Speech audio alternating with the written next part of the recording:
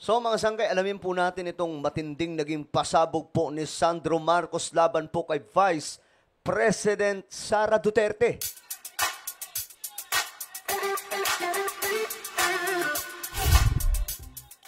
So marahil mga sangkay, marami sa atin hindi pa rin po nakaka-move on sa mga kaganapang ito. Lalong-lalo na po sa usapang politika, no? Sino pa naman ang mag-aakala mga sangkay ng anak ng presidente na si Sandro Marcos ay bigla pong gagawa ng isang matinding eksena. Pag-usapan po natin yan. Paano nga ba humantong mga sangkay sa ganito ang mga naging aksyon ni Sandro Marcos. Anyway, bago tayo mag-umpisa, pakisubscribe po muna yung ating YouTube channel. Yan. Tayo po ay 1.4 million subscribers na. Parami po tayo ng parami dito sa YouTube. And road to 2 million subscribers. So kung gusto mong laging updated at mapabilang sa dumaraming mga solid sangkay dito sa YouTube, ang gawin nyo lamang, i-click nyo po yung subscribe na makikita po sa baba ng video na to. I-click nyo po yung bell at i-click nyo po yung all. Sa mga nanonood naman po sa Facebook, i-follow nyo po yung ating Facebook page. Okay guys, pag-usapan po natin ito. Si Sandro Marcos kasi, mga sangkay, medyo tahimik lang no? Pero may ginawa pong pasabog na siguro gets yun ng mga sangkay kung ano ito. Pero tingnan po muna natin, ano nga ba yung mga naging action niya mga sangkay? Ano ba ang naging galaw niya sa mga batikos ng mga Duterte laban po kay la PBBM? Ito mga sangkay, pakinggan po natin. At kanang banat pa rin mula kay dating... Ito, 8 months ago, no, nagsalita po si Presidential Son, 1st District, Ilocos Norte, Representative Sandro Marcos, sa mga banat sa kanyang pamilya. Ito, pakinggan natin. Pangulong Duterte at sa anak niyang si Mayor Baste ang pinupukol kay Pangulong Bongbong Marcos at kay First Lady Liza Marcos. Kaya naman nagsalita na rin si Presidential Son, Sandro Marcos. Nasa frontline ng balitang yan, si Marian Enriquez. Sanay na raw sa batuhan ng putik sa politika ang mag-amang si Pangulong Bongbong Marcos at Senior Deputy Majority Leader Sandro Marcos. Kabilang na riyan ang mga patutsada ng kampo ng mga Duterte.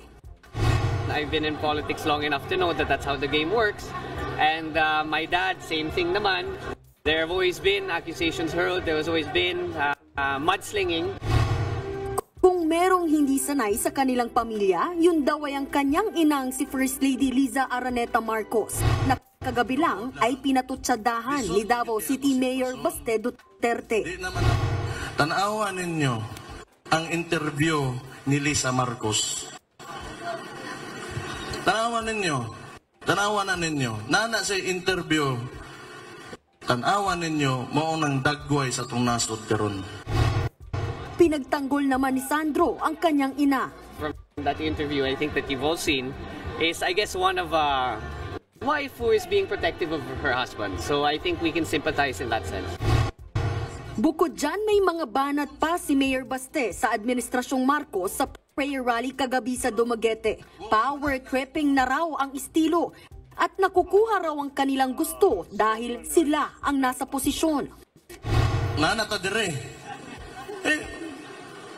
Di magunang unana ng kinabuhi ba? Gusto nila nga monopolya o nilang politika. Sagot naman dyan ng Presidential Son. Regardless of what Mayor Baste says, I still have the utmost respect for him. I still consider him a friend. Grabe, no? Ito yung moment, 8 months ago, mga sangkay, wala pang 1 taon. Kahit po binabanat-banatan ang mga Marcos, alam niyo, yung sagot po dito ni Sandro Marcos, nirerespeto daw po niya si Baste at tinuturing pa rin daw po niyang kaibigan. Grabe mga sangkay, panoorin niyo to. Buhi ba? Gusto nila nga monopolya o nilang politika. Sagot naman dyan ng Presidential Son. Regardless of what Mayor Baste says, I still have the utmost respect for him. You see, nire-respeto pa rin niya. Still consider him a friend. Kinukonsidera pa rin bilang kaibigan. If he wants to talk to me about it, he's more than welcome to anytime. He has my number. Grabe, no? Kung gusto nilang pag-usapan daw, yung tungkol dyan, may number siya. Pwede nilang pag-usapan niya ng diretsa. mga sangkay. So talagang mayroon pong maayos na komunikasyon o relasyon itong mga Duterte at Marcos. Pero anong nangyari mga sangkay? Tinanong din si Sandro kung ano ang masasabi niya sa mga patutsada ni dating Pangulong Rodrigo Duterte sa kanyang ama. Eto, tingnan natin ha. Medyo kalmado pa po siya dito. Ang sabi lang niya, I'm not gonna comment on any statements of any former presidents because I don't think it would be appropriate. I still think, given that they are former heads of state, that they should be afforded the same respect that the current head of state should be afforded as well. Grabe, no?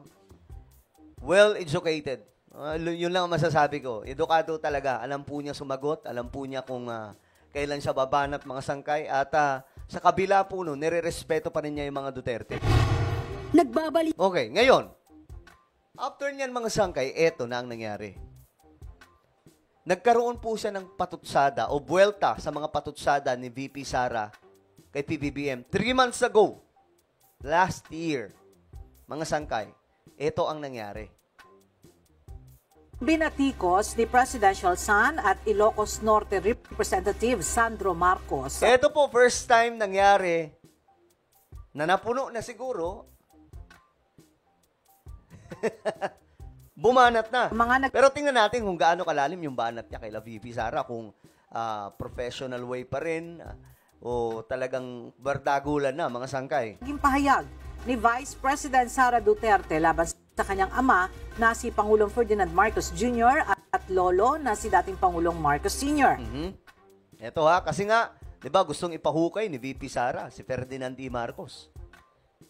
Tapos, maliban pa dyan, mga sangkay, mayroon pa po yung tungkol po sa pagbabanta, no? Sa isang pahayag, sinabi ng Batang Marcos na matagal na siyang nagtitimpi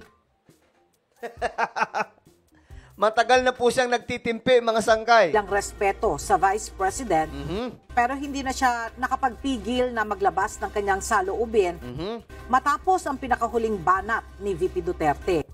Anya, bilang anak ay hindi niya mapapalagpas ang sumusobra ng pananalita ni VP Sara laban sa kanyang pamilya, partikular na ang naging banta nitong hukayin ang labi ng kanyang lolo. Grabe, Sinabi no? rin niyang bilang kinatawan ng Ilocos Norte, responsibilidad niyang sagutin ang anumang komentaryo ng pangalawang Pangulo na hindi katanggap-tanggap sa kanya at sa kanyang mga kababayan. Ayon kay Congressman Marcos, walang anumang sinasabing masama ang kanyang ama laban kay VP Sara at bagkus ay pinayuhan pa umano siya nito na huwag maghayag ng pagkadismaya. Gayunman, mas pinili niyang magsalita upang maipakitang may limitasyon ang anumang mga buwelta at mabibigat na salita laban sa kanyang pamilya. Sa kabila nito, umaasa ang mambabatas na maayos pa rin ang mental health ni VP Sara at makakahanap ito ng peace of mind sa gitna ng kinakaharap ng mga issue.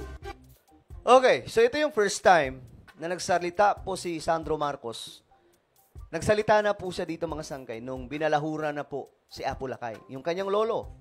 Yung pinakamagaling na naging presidente ng ating bansa, si Ferdinand D. Marcos. Hindi na po nakapagpigil. Sabi niya, matagal na daw po siya nagtitimpi. Mga sangkay. At ngayon, kinailangan na nga po siya magsalita.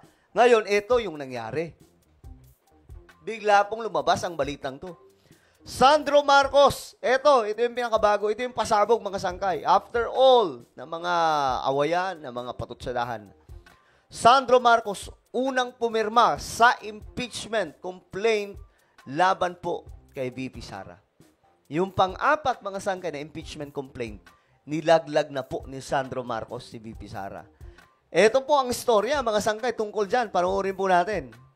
215 mga kongresista ang lumagda sa ika-4 na impeachment complaint laban kay Vice President Sara Duterte. Nangyari ito sa huling araw ng sesyon sa plenaryo ng Kamara bago ang nakatakdang break ng Kongreso sa February 8 para sa paparating na midterm elections. Una sa mga pumirma si Presidential Son at House Senior Deputy Majority Leader Ilocos Norte 1st District Representative Sandro Marcos. Siya ang naunang pumirma mga sangkay.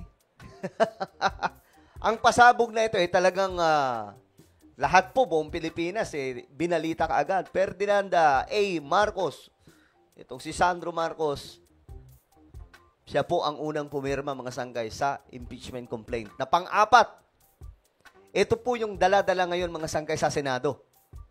Ganun po kabigat. Pero inyo, anak na po ng presidente ngayon yung gumalaw. Kinumpirma ng isang opisyal ng Kamara na nakakuha na sila ng sapat na bilang ng pirma mula sa mga mambabatas para ipa-impeach si Vice President Sara Duterte. At live mula sa Kamara, nasa frontline ng balitang yan, si Marian Enriquez. Naku, Marian, mukhang hinabol talaga nila, no? Bago mag-break itong Kongreso, ilan na ba ang nakapirma dyan sa impeachment complaint? Okay. So, si Sandro Marcos, yung may matinding pasabog laban po kay VP Sara, I'm sure, gulat na gulat po ngayon si VP Sara sa nangyari. Kasi nga po, hindi niya po aakalain na itong si Sandro Marcos pa ang gagalaw sa pang-apat na impeachment complaint. So sa madaling sabi, olats na. Tapos ang laban mga sangkay. Ang aabangan na lamang po natin sa June. May plot twist dyan. Bakit sa June? Kung napanood nyo yung live ko mga sangkay, mag-gets nyo kung bakit. Kung bakit. Panoorin nyo na lang sa live ko mga sangkay kung ano yung plot twist na yon. Nandun naman, pwede kayo mag-team replay. Yung patungkol po sa taktika mga sangkay nitong mga politiko.